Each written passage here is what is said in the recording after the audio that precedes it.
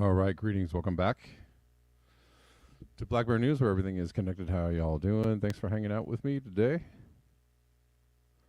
And every day on the internet, so we're live on YouTube, Rockfin, and on Callin. And thanks for everybody for tuning in. I want to start with this. Just, I don't know. I want to start with the story that's making the rounds on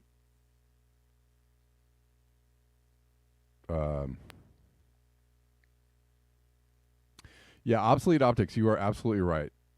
Diesel could be $20 a gallon, and these homunculus mongoloids would still be rolling coal in their lifted brodozers, right?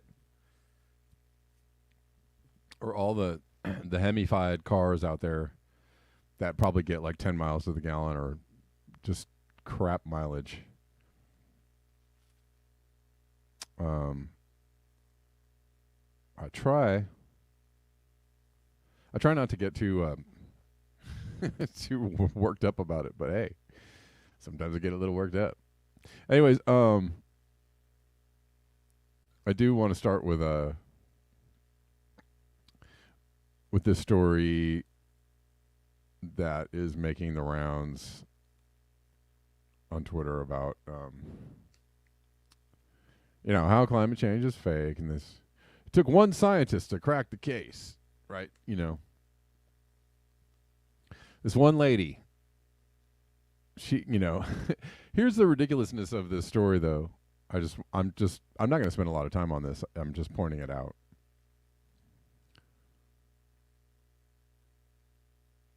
How goofy it is. Yes, Gene, I thought I'd make it today. Thought I'd show up today.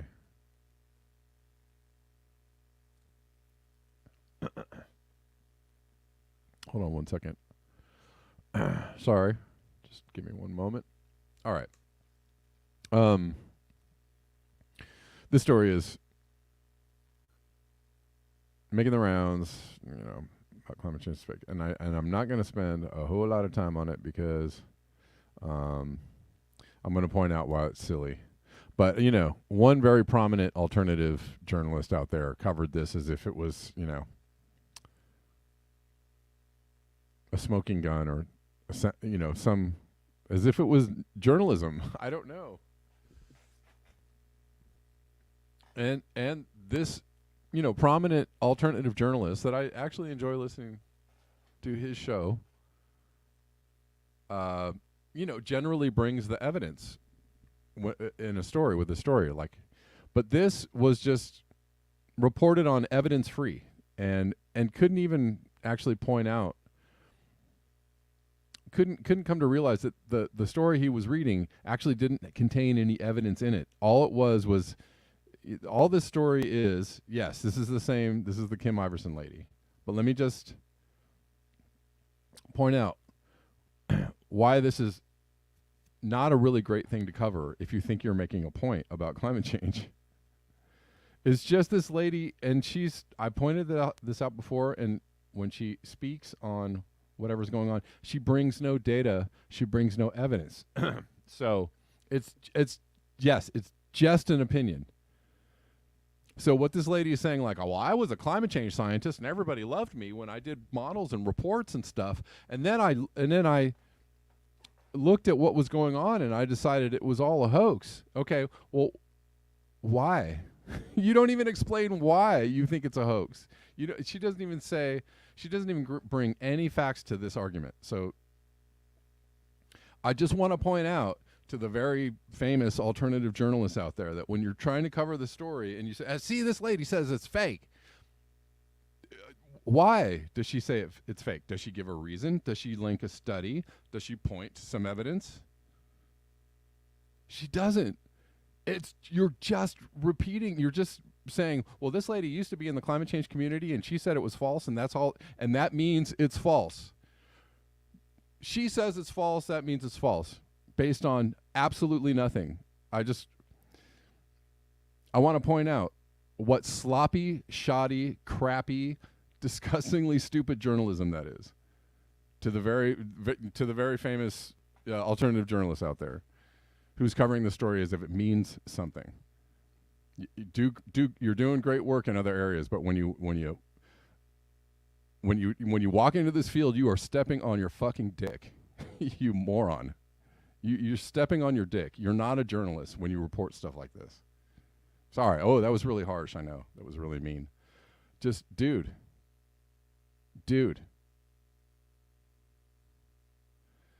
Climate scientist Judith Curry, once the darling of the environmental advocacy groups, say the doomsday consensus in climate change is manufactured. In a bombshell interview with John Stossel, well, she gave an interview. That means it's fake. They have to exaggerate the risk to pursue fame and fortune. This is the climate scientist. That's what they. Does her book have good info? Does she actually bring data and facts, RB?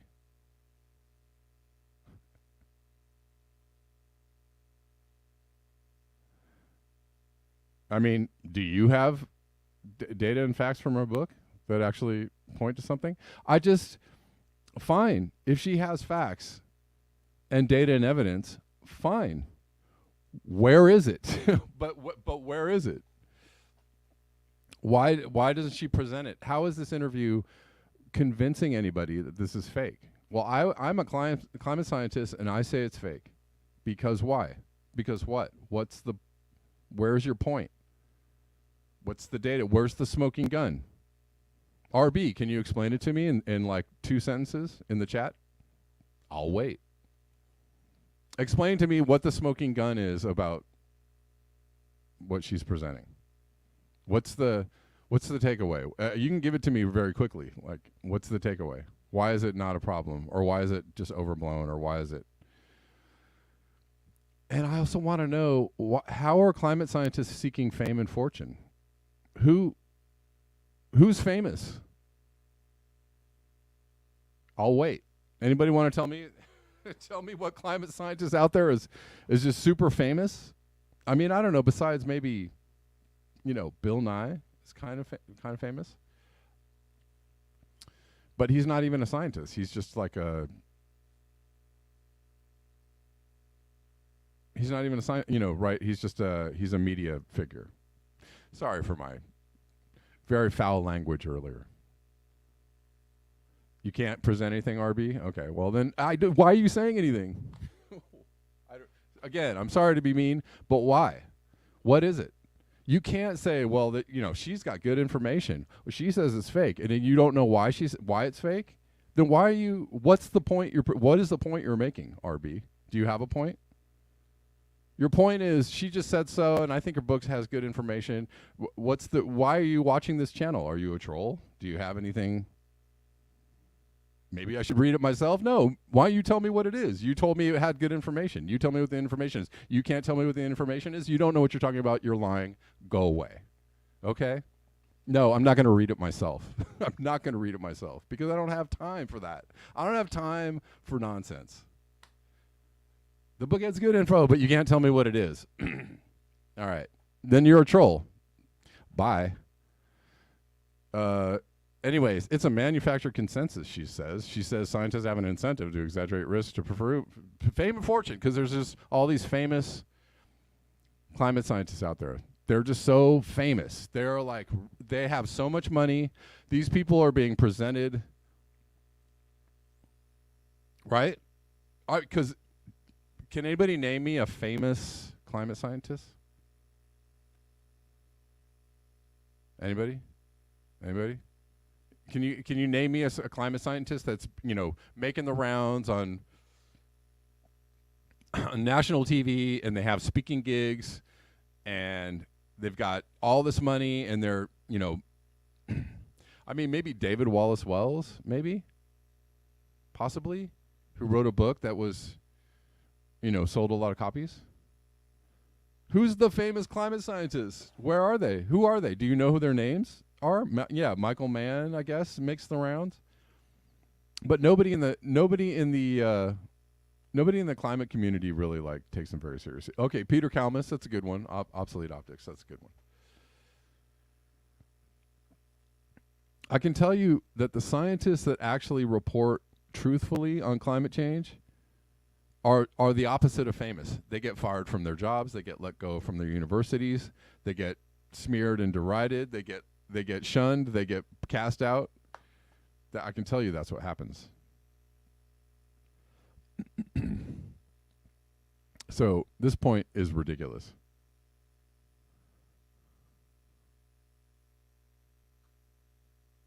Media loved her when she published a study it seemed to show dramatic increase in hurricane intensity. I mean, they don't even show that study. Did they even link that study? She just said she published a study and everybody loved her. Okay. But did she publish a study saying that climate change is fake? They don't even say that.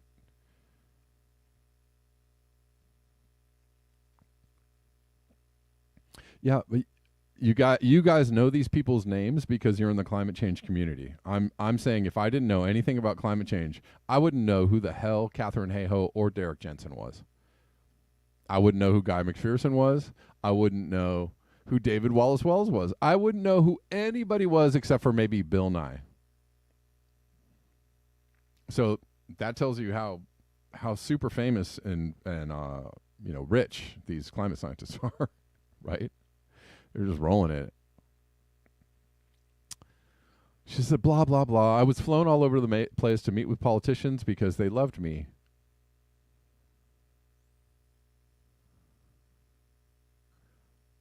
And then she says, like a good scientist, I investigated. I'm just trying to point out how absolutely knuckle-scraping stupid this is. I investigated. She realized that critics were right. Part of it was bad data. Part of it was natural climate variability. Really? Well, tell me more. Curry was an unusual researcher who looked at criticism of her work and concluded they had a point. Then the ClimateGate scandal. They don't even talk about the ClimateGate scandal. I think that's referring to some emails.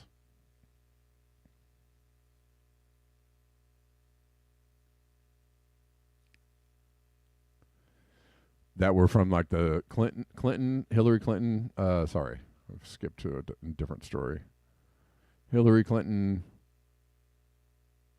Secretary of State era emails, where they said they were.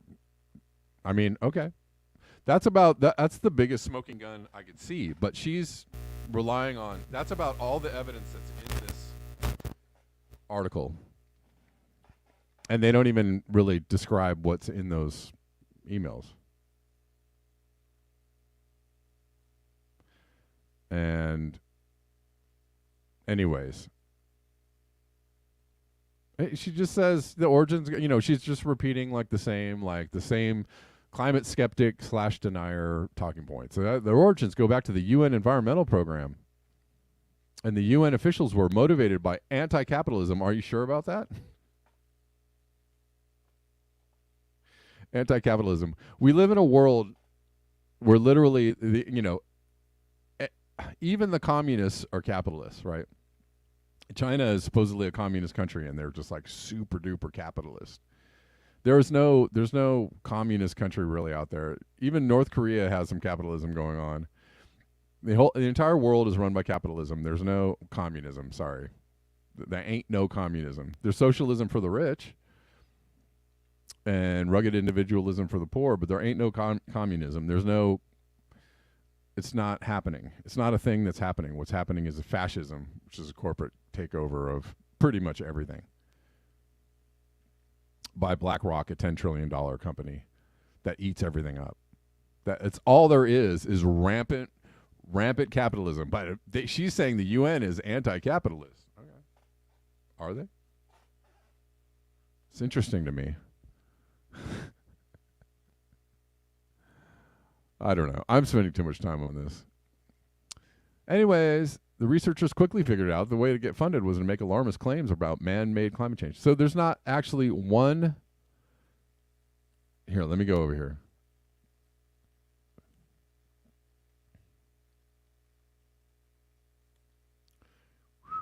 Hold on.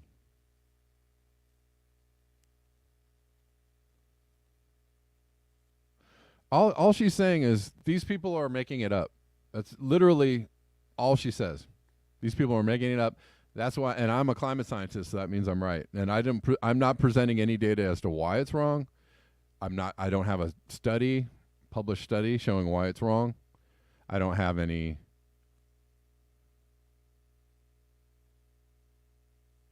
I don't have anything. And another journalist is covering this as if it's journalism. Do better, bro. Do better. Because that sucked. That sucked. Okay. Let's keep going. Let's see. Biden's historic climate bill has succeeded, or whatever, and fallen short. $369 billion over the next few years, points out Steve Austin, Bionic Man. For comparison, the U.S. military budget is over $850 billion for this year, and still, even in the most optimistic scenario, the U.S. will require further measures if it is to get to net zero emissions by 2050. Right. I have an idea. Let's take that on $850 billion and apply that every single year. Or let's take $369 billion and apply it every single year. But most of this is directed at trying to reestablish a different infrastructure. So it's really not a climate bill. It's just called a moving money around bill and moving energy around bill. So it just has absolutely nothing to do with climate change.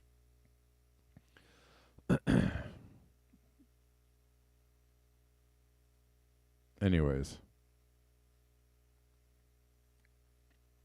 And somebody says, don't know how one could write, Mr. Nobody, don't know how one could write has succeeded as emissions continue to rise. Slower growth is not an option.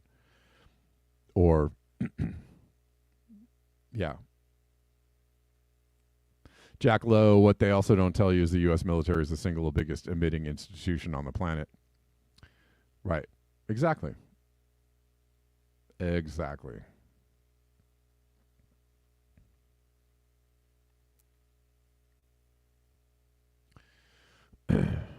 And we won't end that. That doesn't mean that climate change is fake. We just are not going to end the military because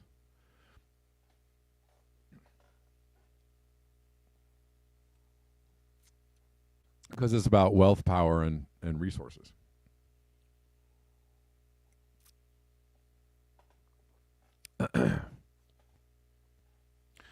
I really wasn't trying to be quite so harsh, but anyways, by the way, on referring to the last article, but it just came out. I don't know, it just came out.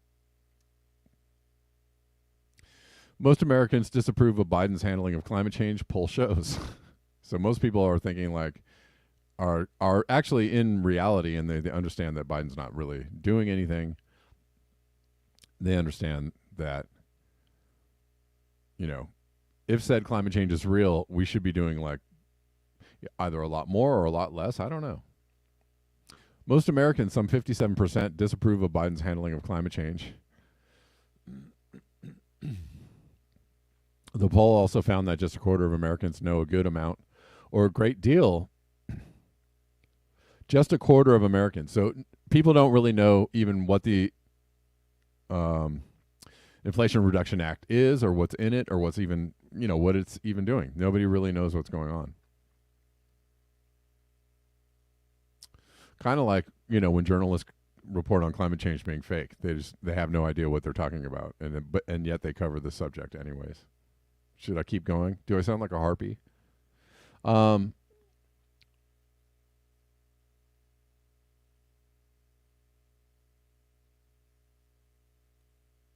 Anyways, some blah blah blah. They're just going to talk about it's going to slash emissions and save American consumers more than $200 billion on utility bills over the next decade. Really? All right. Do you actually honestly believe that? Under the bill, someone who buys a qualified electric vehicle could receive up to $7,500 back when they file their 2023 taxes. So rebates. Also tax rebates for installing heat pumps and all electric home appliances, et cetera, et cetera. Anyways, but I think most people are not happy about the increased oil drilling, the increased energy production, the increased reliance on fossil fuels, and the no plans whatsoever to really actually do anything about emissions. Just move money around. Just try and encourage people to buy electric cars or efficiency stoves or whatever.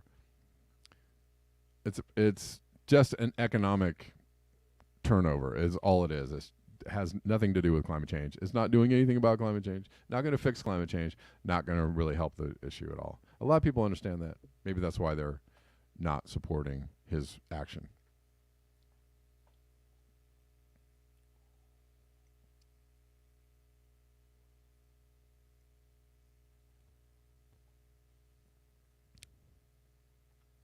Remarkable heat wave off China and Japan.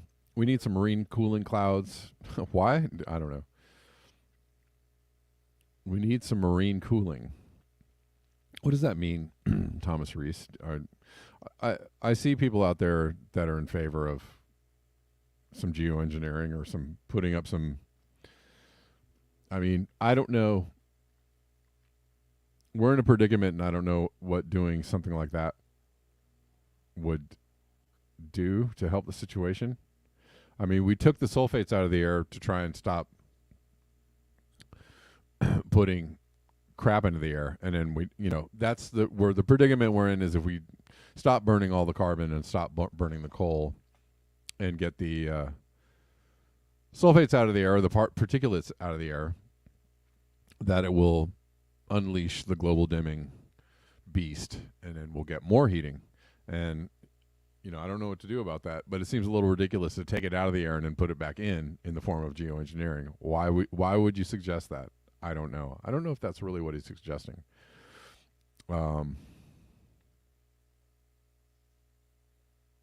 Anyways, but a lot of people are attributing all of this heat in the oceans to lack of shipping emissions. That they changed the rules on bunker fuel and shipping emissions, was it 2 years ago? And over the last few years, the emissions have gone down to the extent that it has released more heat due to global dimming, right?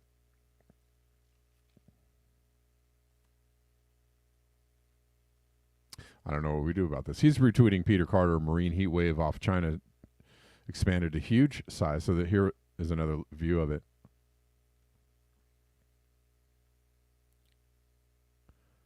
And that is quite a blob of heat.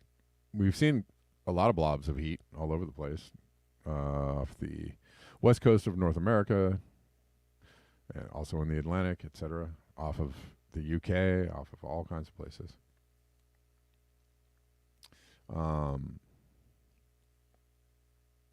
Joseph, give me 1 second. I'll take your call. And let's, before I take Joseph's call, we'll just look at some of the things happen. I mean, I could literally spend this whole show, and maybe I should just do that. Maybe I shouldn't maybe I shouldn't curse and rant. Maybe I should just show videos of the planet being trashed every day. I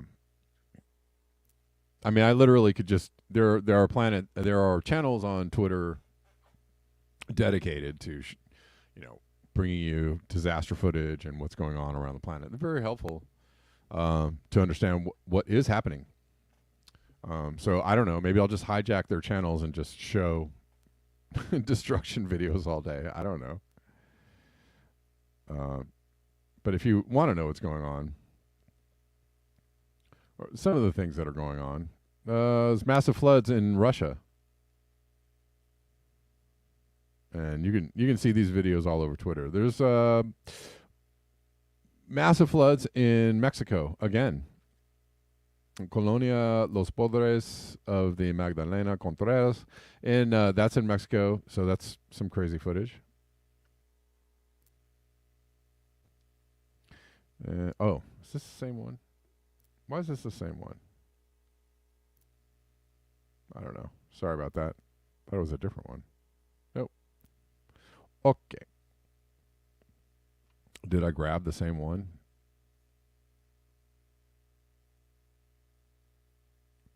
I guess I did. Sorry about that. I thought I had a different video of some floods, but where was that other flood video, by the way? I can't find it now. All right, Joseph, I'll take your call, and then we're going to move on to some other subjects. What's going on, man? Hello, Sir Kevin. How are you? Hey, how's it going? Okay. I don't want to take up a whole lot of your show because I'm actually interested in everything you're reading and talking about. I just wanted to join in your frustration with some of the information coming out. And I don't know how to go about it, but if you can think of it as mass rather than exhaust, right? Like the sulfates and CO2 almost have the same effect, but we're glued into this term greenhouse gas. And really, it's about thermal mass. And once you stop with the heavier masses that have a high capacitance to hang on to heat, like sodium, it's no longer pushing that into the ocean. So your rate of upwelling stuff from the ocean, thermal mass, increases, which we're observing globally right now. Yeah. And that may or may not be, you know, something that we have a visible effect on from changing our heavy fuels. That's debatable. It's at that point anyway, where it takes exponentially more energy, thermal mass, pushing in to keep it in. Yeah. And right. So brightening of clouds or whatever they're talking about, it's not sending anything measurable out to space. Right. It just looks that way because you're changing the rates of where it goes in the ocean and how it gets there. And Yeah. I mean, what? So what? I have Well, I had several things to actually say about that, but one of my feelings about the global dimming thing is I'm actually for stopping emissions, right? Regardless of global dimming or not. right, And because you're still adding to the whole problem overall, no matter what. yeah. Just in between, yes. So if it's a damned if we do, damned if we don't situation, I go with stop the emissions, and But and maybe if you can do it slowly enough, I don't know. Maybe it would be something where it wouldn't make for a massive rise. I don't know. What are your thoughts on that? Like, okay, you and I, we're going to agree on this because we've talked about it before from a different angle. And I think Nate Higgins, I hate saying his name because I think I'm saying it wrong every I think time it's I say Hoggins, but maybe it's Higgins. Hagen. Okay. Sorry, Nate. uh, he comes at it from an economist's educational background, so I'm kind of trying to learn to talk about it more like he would talk, but I'm not doing well at that. If we put things I'm failing. right? If we put things underground by mass, by density and toxicity, at the same or relative rate that you're slowing your emissions, which is a tricky thing because you got to make emissions to put it back. Right. So we have to also be increasing our biocomplexity, the natural world around us, like we've talked about, at a double the rate that we're doing the other stuff, or whatever rate the smart people that take data points and model it are going to say. Because I have not done that, but that's where the magic is in those differentials. Like, how fast are you growing back all this green stuff that takes heat energy and sequesters it with the hydrological cycle? At the same time, that you're slowing your consumption rate of stuff, and the savings, a good portion of your slowing of consumption, goes to the energy it takes to put the dense materials relatively close to where they came from. Right. That's the equation to work with on the boundaries. How does that affect our lives? That's the magic, right? And really is how many people in each community and globally are going to work together to do that at the same time is the only way to answer that. And are we going to change the oceans from coming out of their basins? No. We can affect the extent and the rate. Yeah, I And mean that's I think again the inability to have conversations about this.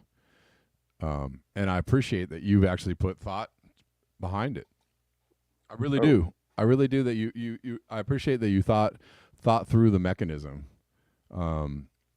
Because there's a lot of people that are requesting or insisting that you don't have conversations about this. yes. And I think that's golly, that's about as ignorant as you can get. Nope, just don't talk about it because it's too late, or it's we'll never do it, or it'll never happen, or what I don't know, et cetera, et cetera. There's a long list. Yeah, And it's like too long black for me and to white. repeat right now, but it's just like, really? We can't talk about it? Okay.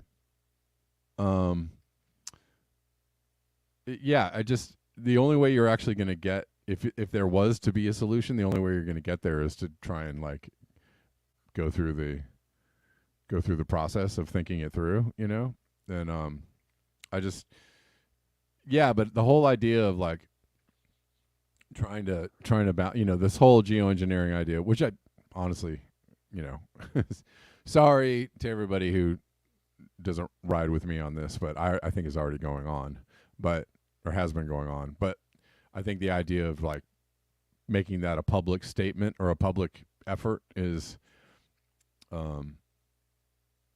that's not going to help.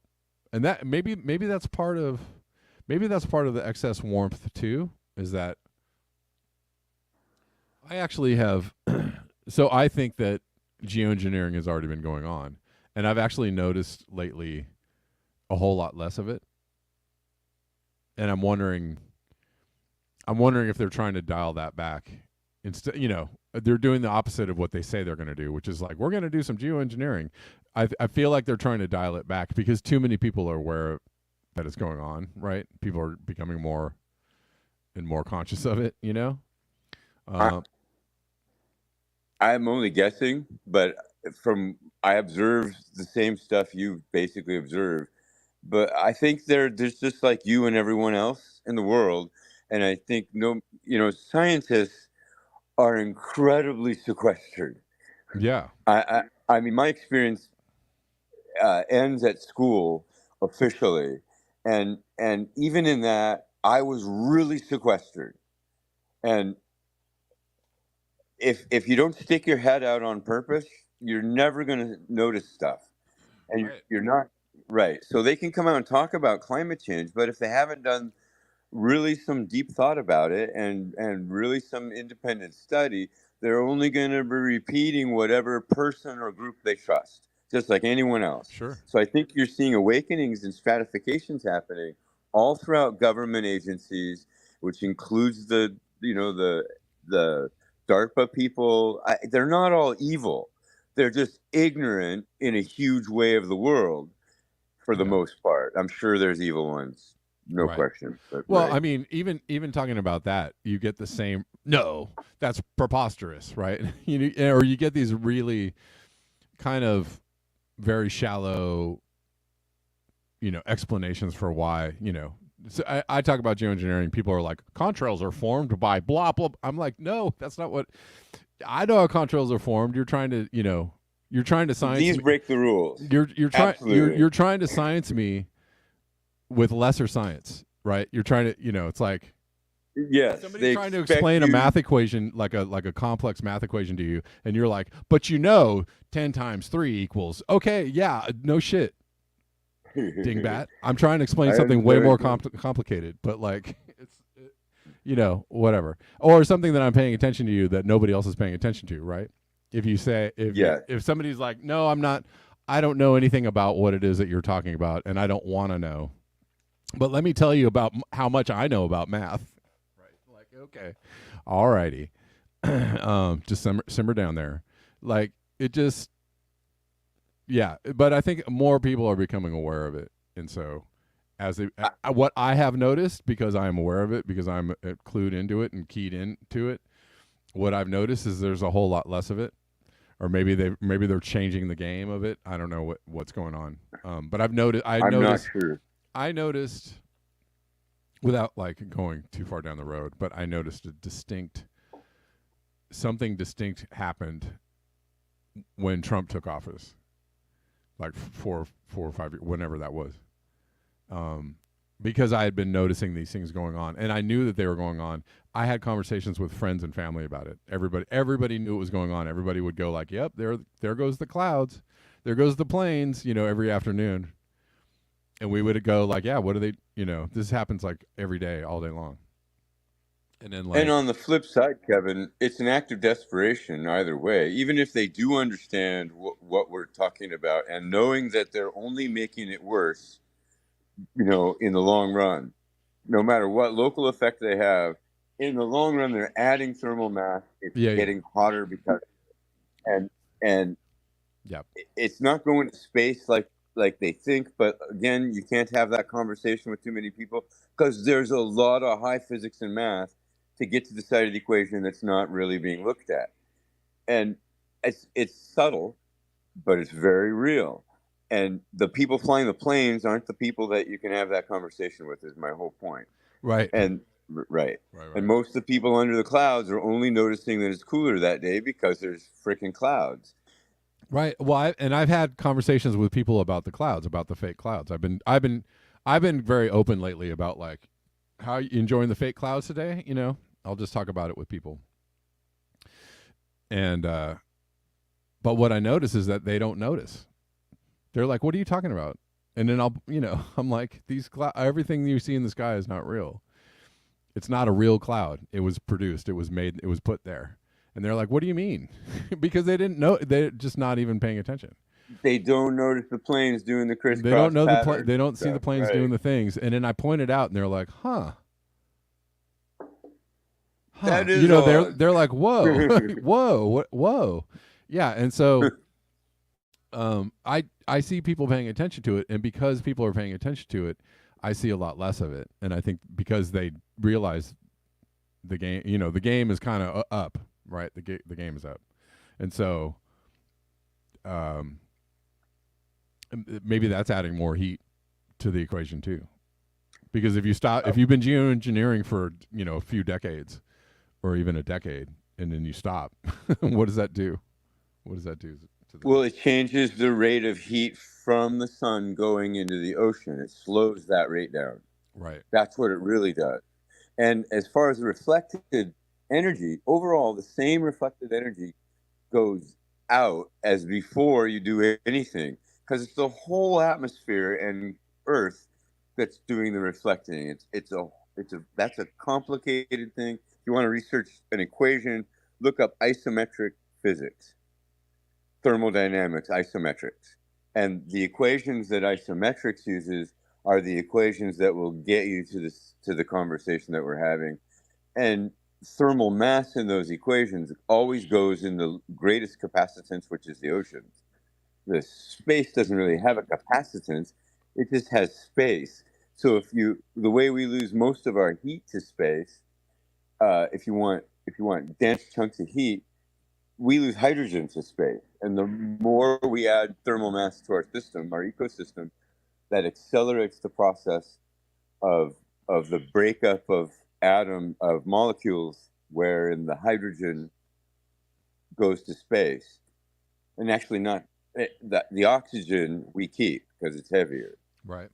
And then that accelerates the oxidizing process, et cetera, et cetera. It's really complicated. It's why no one has those conversations. That's why I hated biochemistry, because of those kinds of conversations. Right. Right. So I don't. Uh, I think the easiest way to get away from the CO2 and albedo conversation, which is really, really narrow and limited, is where we're going. Yeah, it's super basic. Right. Right. I don't know how you're the guy communicating to the audience. How do you do that? How do you communicate away from albedo and CO2 to everything we do, and then saying, look, it's really gravity and microwaves and the relationship to stuff and microwaves and where it stores the energy. I mean, I mean, I'm just doing that. I think on the level of saying like it's everything that we're doing, right? It's the whole. It's the whole of it, and not just the narrow. You know, they're saying CO2 is causing heating, right? Or CO2 is plant food, or no, it's not. You know, or whatever. We're arguing about, you know, the lowest common denominator. Yes, that's the and problem. and that, I mean, that's all I'm trying to widen the scope of the conversation, at least to include, you know, it's all of it. It's the whole thing. You know, they're seeking to like narrow the conversation by saying, well, it's the rich people that are doing all the damage. It's the military that's doing all the damage. I'm like, it's sure, but it's the whole thing.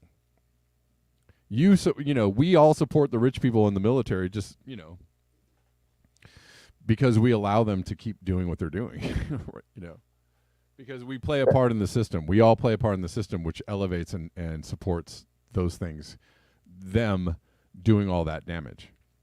You could make an argument we require all that damage because We there's do. no way we could have the same lifestyle the way we do without commanding cheap resources. I mean, I looked at a video showing open pit with like 5,000 people mining the cobalt that's in our cell phones. Yeah. With their bare hands. Yeah. Exactly. So it's like, okay, you know, you want to hold the rich accountable, but you don't really want the profound systemic change that would actually stop the destruction of the planet. You actually don't want it. You don't want it to happen too quickly, by the way, because then that would be bad times. But I mean, it's just all there. It's the conversations are always trying to be narrowed down to these things, you know. Even the deniers and the skeptics are like, that's the what, you know, the rich people, it's the military, they're geoengineering, that's why it's happening. Okay, fine. But it's all you're doing is just pointing a finger at and saying it's somebody's fault, and it's not my. You're trying to make it my fault, and you know, and I get it on a minor scale when you say like, well, yeah, maybe they want to regulate your carbon footprint, and I'm sure that they do. They totally have plans to do that. They want to regulate your consumption, but they won't regulate their own consumption, right? Yeah, I find that problematic, of course. But the thing is that it's everybody is in it. You know, it's not a them or us thing. You know, specifically climate change is not a them or us thing. It's a I don't know how we deal with this, but we are all part of it. We're all part of the problem. We're all part of the solution if there is one. And there's just no way to get around that. And even if you want to blame the rich and the wealthy in the military and the people running the military and doing all the damage, well, it's your fault for not stopping it. Ooh, I heard a really great quote the other day. It was that the guy I played from Burkina Faso, the military leader. He said, what did he say?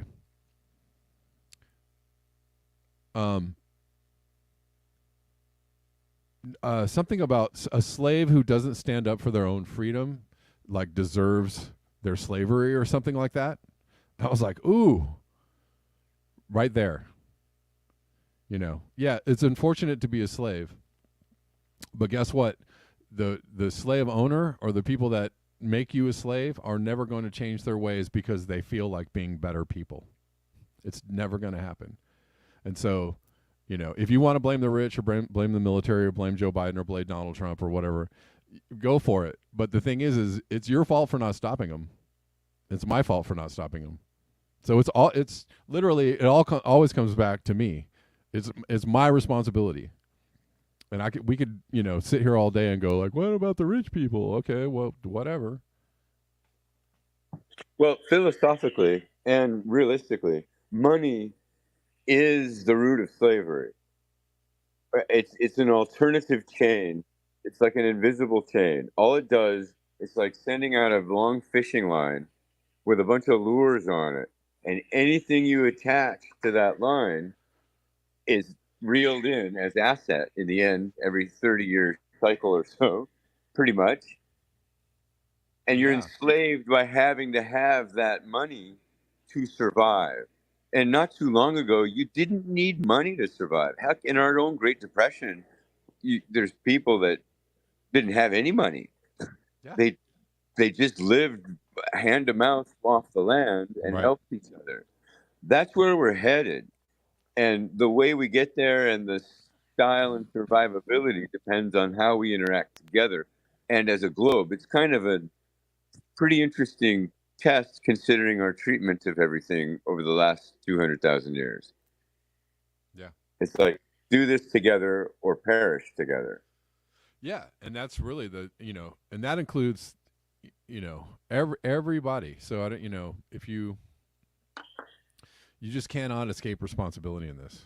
There's no escaping it. No, And so whenever I hear people say like they want to make it your fault for climate change, well,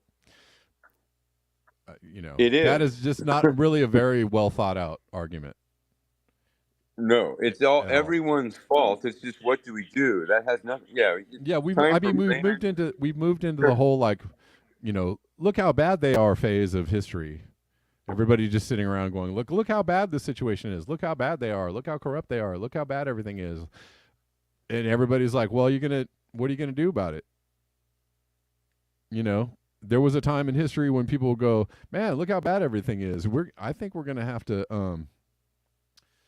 get a revolt together. We're gonna have to do something about this. We're gonna have to organize. We're gonna have to stop this. We're gonna have to put a stop to this. I don't see anybody doing that. I just see Well, everybody sitting around and telling everybody, don't do anything about it. well, Don't Kevin, vote. Don't even vote. Don't try. Don't organize. Don't try anything. in the climate circle, rewilding is not the number one option. I mean, that's not everybody's favorite. It's one of the least favored thing in the entire climate community. I know Shiva Vanda. How do you say her name? Vandana Shiva. Yeah. She's very good Yeah. talking about Yeah. rewilding. She's great. Yeah, but her circle of influence is fairly limited by comparison to the mainstream, like the European mainstream. Right. Right. I don't. Yeah, and I don't know the things they're putting forward is. Yeah. It should be. I mean, I think in other cultures, I have a friend who works uh, with people in Africa because he's African. Um, and there's a big thing, there's a big permaculture push in Africa, which is great, which is awesome. I think there are people seeking answers and solutions all over the place. And I applaud those people for doing that. And I think those are the things we need to get. I think those are the things we need to get back to, right? Is rewilding and or permaculture and or right food forests and or all those things, restarting the It's a hydrological law cycle, of whatever. absolutely. It's a law of thermodynamics. Life is required by thermodynamics when you have that 11-mile space that we do on Earth in the conditions that have been brought about from our solar system and galaxy. It's not an accident. It has to happen, or the system becomes violent. Right. And we're seeing that. Prepare for And it'll violence. right. Yeah. Well, hey man, I'm gonna let you go because I'm gonna cover a couple more things in this. But thanks Cool for deal. calling in. Appreciate it. Thank you. Word. All right. Always enjoy when Joseph calls in. And that's also the thing that I always want to talk about when people are talking about CO2. I'm just like, when you burn when you burn stuff and send the flames and the smoke up into the air, it ain't just CO2. CO2 is a component of all that junk, right? It's like sulfates, particles, particulates, nitrous oxide. There's all these things, carbon monoxide. All these things are in the stuff that's burning. It's not just, the fact that they've made it about carbon dioxide is just, they've taken the pollution element out of it and just made it about like we're emitting this thing into the air. You're emitting all kinds of stuff into the air. And all of that stuff is deadly. All of it together combined is a thing that you don't want to keep pumping into the atmosphere. Regardless of whether you think it's plant food or just CO2 or carbon, the carbon conversation is, again, incredibly, low vibrational. It's just really low vibration. It's very basic. It's not just about carbon. It isn't just carbon. It is everything. It is resource extraction. It is, biosphere depletion on every level, right? It's the pollution of the oceans. It's the pollution of the rivers and the streams and all of it. All of it make it into one big giant glistening maw of destruction. I don't know why it's glistening. I just thought that sounded good. But the whole CO2 conversation, the whole carbon conversation is just so ridiculous to me, and the fact that people are really hung up on it. Anyways, let's talk about Democrats being the new fascist for a second.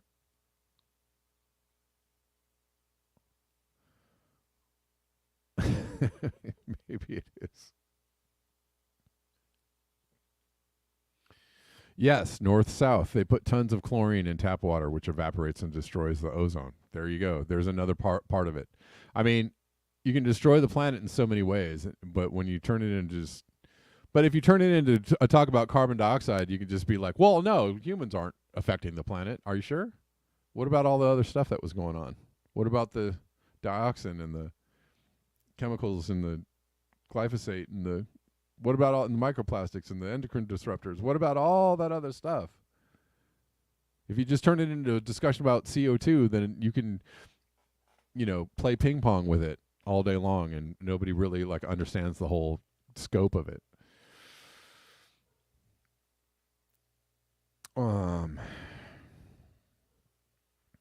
Joe Rogan says the culture has shifted now. The left embraces war, censorship, big pharma, and authoritarianism. Well, that's actually, they both do. I think the right is better these days at saying hey, maybe we shouldn't do that. of putting up a finger and going, ahem. Maybe we shouldn't be in this war. Ahem. Maybe we shouldn't do this thing.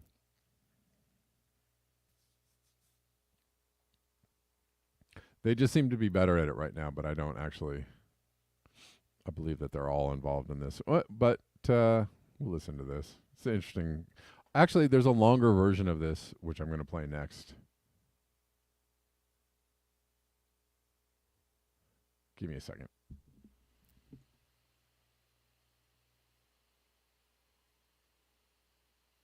The culture shift between right and left authoritarianism. And now people don't recognize that if you just stop looking at it in terms of red and blue, look at the actions. Whether it's war, suppression of free speech, pharmacological interventions that are mandatory, whatever the fuck it is, that used to all be associated with the authoritative right, the authoritarian right. And now those things are being embraced by the left. And I just think it's just an ideology thing. And I think we get confused and we think we're on the right side. We're on the right side. And if it's our side that's saying this, for sure that's the right thing to do. And no one's critically thinking about this. The culture shift between right and left authoritarianism, and now people don't recognize that it's kind of true. And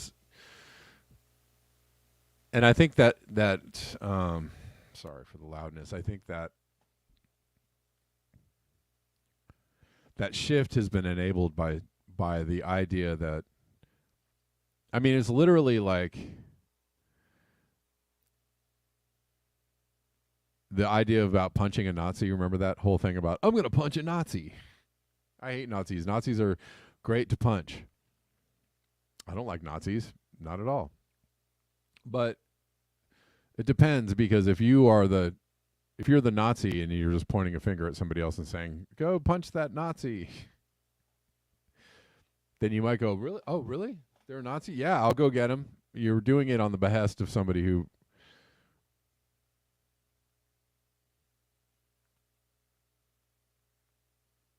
might have other plans in mind, right? What do I mean by this? Let's get a little more into it. I know I'm getting to the end of the show, so some things I won't be able to cover, which make me sad. But we'll cover them tomorrow, I guess. But, yeah, like people, I don't know. I've had some arguments with people like in social media where they're like, well, you have to censor, they're bad people, and you have to censor them because they're bad, because if you allow them to have this free speech and talk about the things and do the things, then you're just allowing, and okay. Sure. But there are people that if you commit a crime, that's one thing. But if you're talking about things that might be illegal, that's kind of a different thing, right? It's included in free speech. If you're talking about it in a philosophical way or conjecture, or if you're, having a different opinion is not a crime, of course, right? And there are people with nefarious intentions, goals, whatever, and that's been true forever, right? People in charge, people in power have nefarious intentions, nefarious goals. They engage in conspiracies. They conspire to do things. These things happen. And you don't want that to happen, but I think it's been weaponized in a really very insidious way, which is that, these people over here are the really bad ones. So we've got to censor them and shut them up and shut them down. But the real intention behind that, here's the conspiracy part. The intention behind that is to shut you down. If you ever have a unkind word for your rulers or your masters or your leaders, if you ever have, opposing viewpoints or what some might call treasonous thoughts, right? Thoughts and speech and ideas are not, not crimes, right? They're not crimes. Once you turn those things into action, that's a different thing. Anyways, before getting off, off on a tangent, this is a rather longer clip, and I just want to play the first part of it. Joe Rogan saying on the left, this want for war in Ukraine, this trust in the military-industrial complex, what happened to you guys? He's talking about the left. The best take on it was Trump. When Caitlin Collins asked him, do you want Ukraine to win this war?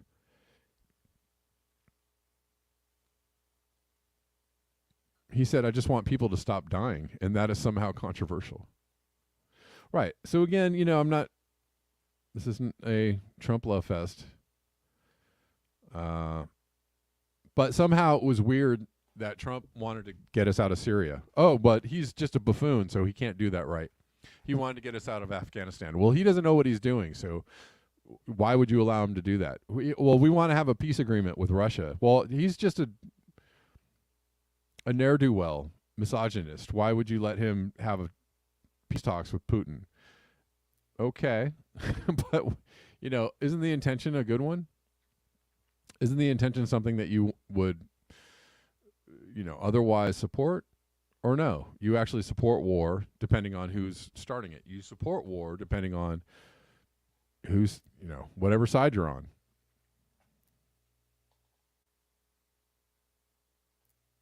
Anyways. And that was one of the things I actually thought was refreshing and different about Trump is that he actually was saying, how about we end these conflicts? And the entire time he was saying that, they were like doing everything they could to sabotage him from doing that. They were like, no, we can't have this. No, we can't do this. I mean, it was like brain explosion. But because he was a bad guy, you couldn't possibly support these otherwise pretty good takes, So I actually supported those takes. I thought that was the correct thing to do, was talk about bringing troops home, was talk about ending wars. I don't care who you are. That's the correct choice. What have we got with the last two Democratic administrations? We've got several wars. Obama started 5 on top of Iraq and Afghanistan, which were already going on. And then Biden gets in office. How about, Ukraine sounds pretty good. Maybe even China. Imagine if something, some kind of local conflict pops off with China before Biden gets out of office. I mean, imagine the insanity of that.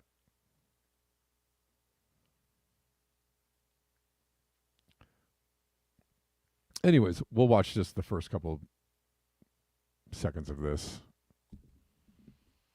The tribal war between human beings that seemingly will always exist. It'll never end. It's so fascinating how that mindset just takes new forms, and has the same behavior, the thing that it hated decades earlier, like on the left, like this want for war in Ukraine, this trust in the military-industrial complex in Ukraine. Like, what happened to you guys? Yeah. Like, you guys are a totally different thing. Like, no one's discussing. Every argument made against, rightly, the Iraq war and the Afghanistan war. Like, what's the plan? Yes. We're going to be in a quagmire. Yes.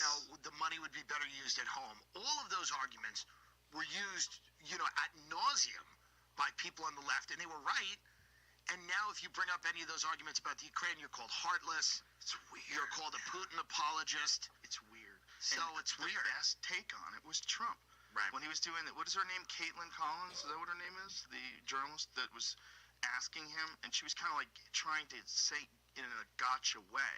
Right. Who do you want to win? Do you want Ukraine to win this war? And he said, I just want people to stop dying. And that is somehow controversial. Yeah, and that's because it's coming from him. Right. Anything that he says, no matter how logical it is, people are going to attack. 100%. And that was a very logical statement. I just want people to stop dying. By the way, that's the appropriate response to truly, really every war out there. Yeah. Is that there's been no war that really hasn't been won with some type of agreement, treaty, compromise, right? Most wars have some type of end game where you can go, okay, we got to split a territory, we got to start a provisional government, whatever it is. Now, this might be more difficult to do that, but at the end of the day, unending conflict only hurts the people in those countries fighting the wars and becoming victims of the wars. They don't hurt the people here making a lot of money. It's just so sketchy. All right. That's all I'm going to play of it. Just interesting takes. Although, Trump is also playing the part of a politician. So you can agree with the statement, which I do. Do I trust the intention of Trump? No. You're right. There were a lot of things that he stated that he thought were good positions to take, and or I think he genuinely tried to get us out of war in Syria and Afghanistan. I think he genuinely wanted to do that. There are other things that Trump did not deliver on as far as promises, and in that sense, he's just another politician, and it's just really hard to have a lot of faith in these guys. Okay, Steve, I was just about to take your call. You want to call in, Steve? Sorry, man, I didn't mean to leave you hanging. All right. What's up, man?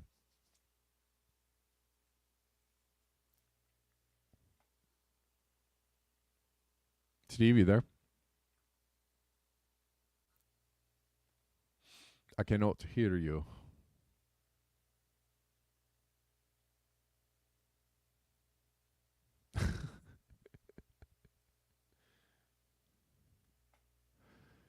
Oh, sorry, Steve. I don't know.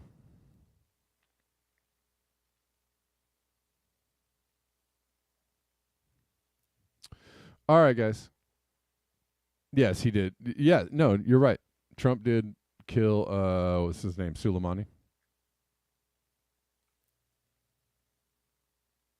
He also bombed you know, did a bombing campaign in Syria, which is I don't appreciate or approve of or like at all.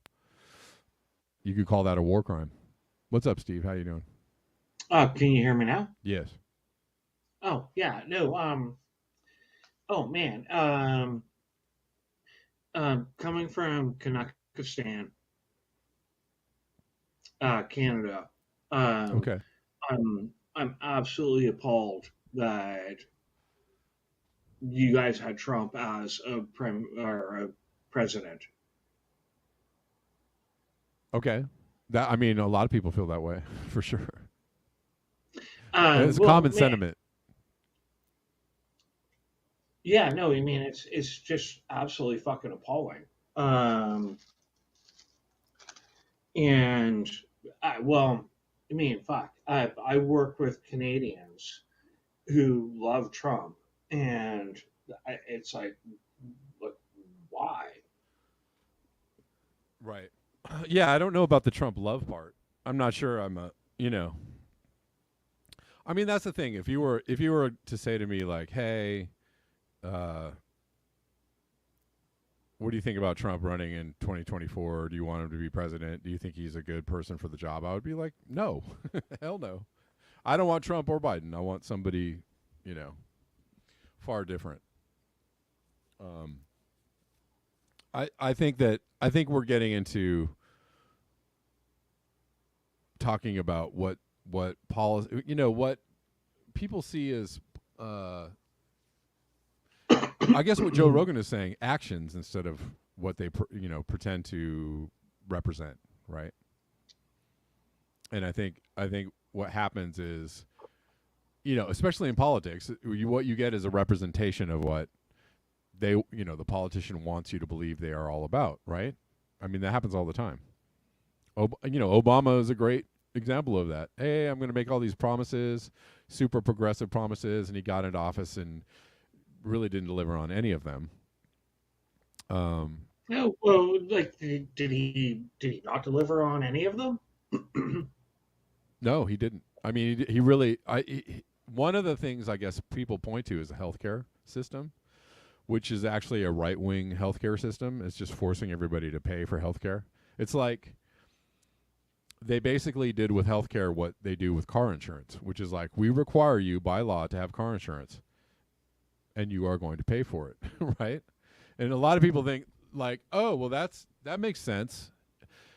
Yeah, in a way, but if you think about it as a government mandated payment to, you know, support of a corporation or an industry, then you can think about it in a Yeah, different but way. like prior to that, sorry, I'm coming from Kazakhstan where we actually have You guys have healthcare. healthcare, Yeah, but exactly. like you guys didn't. You mean, fuck. Well, the But that was one of the things that Obama delivered, quote unquote. But he got rid of there was a point in the negotiations of this healthcare package where they could have included a public option, which would have been basically, you're covered. If you don't have any money, you're covered. You get health care, right? I don't know how that would fly, because if you're going to force people that have money to pay for it and people that don't have money, I mean, we have that now. We have Medicare and Medicaid. Whereas if you are super poor, like really poor, you can get free health care. But if you are making any money at all, you have to pay for health care, and you're paying a lot and you're getting almost nothing. So it's almost like you get better health care here if you are dirt poor. If you can prove that you only make like 15 grand a year, you'll get really good health care. But if you have to pay for your health care, you get really shit health care unless you're like very rich. So it's a weird dichotomy, but that's Obama's claim to fame. Other than that, I don't know what he did. I mean, supposedly he bailed out the banks, but he bailed out the banks. He didn't bail out people. People lost their homes.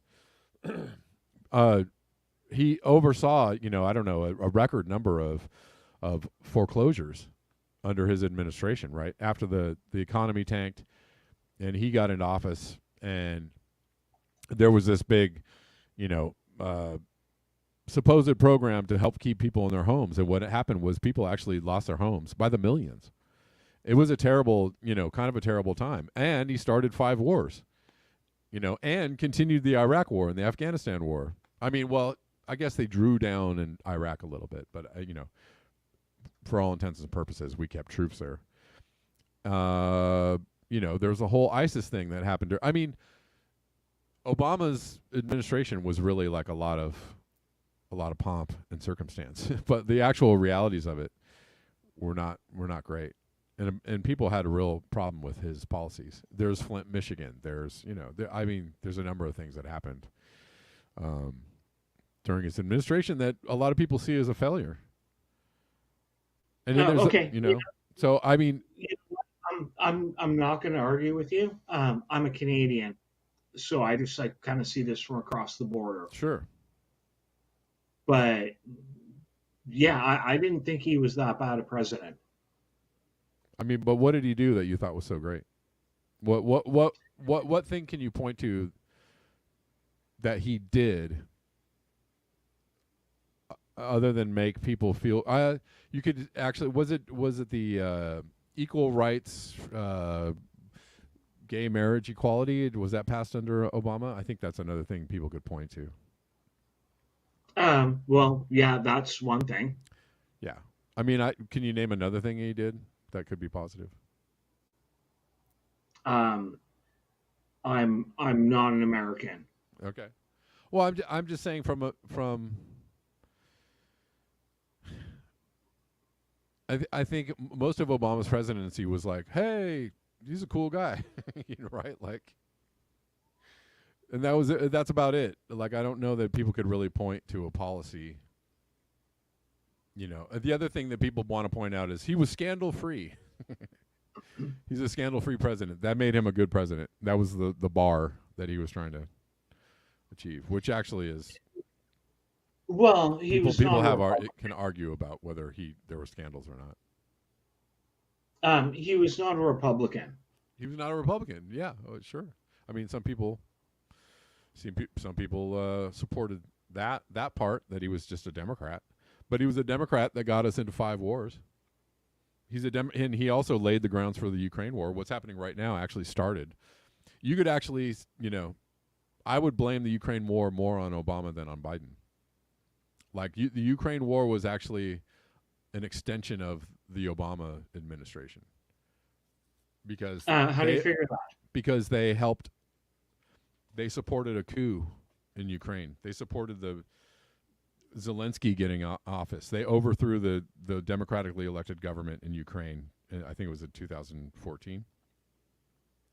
I don't know if I'm wrong on the year on that, but and Victoria, there's tapes out there of Victoria Nuland was in the administration at the time, having conversations with people about who they were going to put in power in Ukraine. So it was clearly a thing that the U.S. was aware of, and they were a part of, right? They were totally a part of that. They totally supported the Maidan coup, which actually, by the way, the Maidan coup was brought about by neo-Nazis in Ukraine. That's well known that most of the Maidan coup people that did that were far right neo-Nazis. So we supported neo-Nazis overthrowing the government in Ukraine in 2014, and it's been a hellhole ever since. And there's been all kinds of crazy stuff going on in Ukraine ever since, and it's led us to where we are now. And so, I can actually point to a few things in the Trump administration which I thought were positive. I can point to things that I thought were super negative. I mean, Trump did a lot of reneging on his promises, for sure. he didn't drain the swamp. He actually hired the swamp, right? He got in office and hired the worst possible people ever. But he did make attempts to do some things that were cool. But it was very few. It was a very short list, is all I can say. Okay, no, fair enough. Sorry, I don't want to. But I mean, I appreciate the call, man. Thanks for you're asking really good questions, I think, and I think you were, your concern for I think wherever you live in the world, whether it's Canada or somewhere else, I think the concern for who's running what in the United States is a valid one, right? Because we have we're a pretty powerful player in the world, if not the most powerful. And so what happens here is very, is quite important to the rest of the world. Well, there's an old comment from Pierre Trudeau, Canadian Prime Minister, that we live next to an elephant. Right. Sure. And if the elephant rolls over, right. Yeah. Then we swing a lot of weight. We have a lot of power. Our policies, really affect people in several ways. So, all over the world. But I mean, so, I do have to wrap up the show, but I just was going to say, when I'm pointing out the discrepancies between what the Democrats say and what is actually done, or what's really going on, I think there are liars all over the place. And yes, Trump is one of the liars. Although he inadvertently tells the truth, I think, way more than other people. But there are liars everywhere, right? On the Republican side, on the Democrat side, and I'm just not,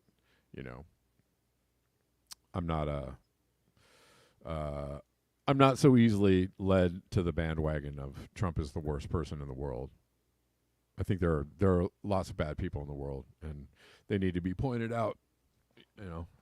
As much as we can do that, point them out. But thank you for the call, Steve. I gotta wrap up the show, but thank you so much for calling in. Sure, I'm gonna shut the fuck up then. You're all good. You're all good, man. You're good. Thank you. I appreciate your questions and your comments and everything. So, all right, y'all. We are all out of time today. And before I go, the very best ways to support the show: PayPal.me/Kevin Sandbloom, Venmo @KevinSandbloom, Cash App @RedLawMusic, BuyMeACoffee.com/BlackBearNews. Super chats also appreciated. Super raise, which are Rockfin chats, also appreciated. Patreon, etc., etc. You guys know the thing. You know the thing. Oh, did I get a? No, I didn't. All right, guys. Thanks so much. DB Cooper says my Ukraine facts are true. They are true. Yeah. I mean, they're not they're not my facts. They're just facts. And many people have been trying to point out the series of events that have led us to where we are now. And it's important to be aware of those things. And I don't like that we're in this war, and I don't. Let's see. I was right before I go, I'm gonna say Putin just had a speech. I think I'll grab that video for tomorrow, where Putin said, "Hey, we need to come to an agreement." And he's like, this is where we're at. We're not gonna, we're not giving these regions back. This is the land we consider this Russian territory. It's, and you could have problems with that, but he's just saying, like, look, we're here. We got the territory that we wanted. We're done. We're good. We're ready to negotiate. And they've been saying that for several months, and we don't want to do that. And it would be a good time to negotiate a peace agreement and end this war. Is all I'm trying to say. All right, guys. Thank you so much. I'll see you tomorrow. Until next time, peace.